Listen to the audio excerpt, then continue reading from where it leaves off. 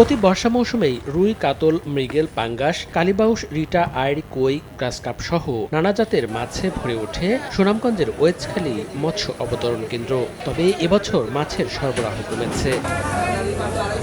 দেশি জাতের পাশাপাশি চাষের মাছের পসরা নিয়ে বসেন আড়তদাররা। তবে এক মাস ধরে বদলে গেছে আড়তের চিরচেনা রূপ। চাহিদার চেয়ে যোগান কমে যাওয়ায় বেড়েছে দাম। মাছের দর বেশি, এলাকা তো মাছ নেই, পুকুরও নাই, আবারও নাই, যে কারণে মাছ কম। বর্তমানে আবারও পানি নাই, আমরাও মাছ অনেক দিতে পারতেছি না। সর্বদিকেই পানির সমস্যা, এই মাছ হয়েছে। যে বোয়ালগুলা 600-700 টাকা কেজি তৈরি হন 1000-1200 টাকা কেজি।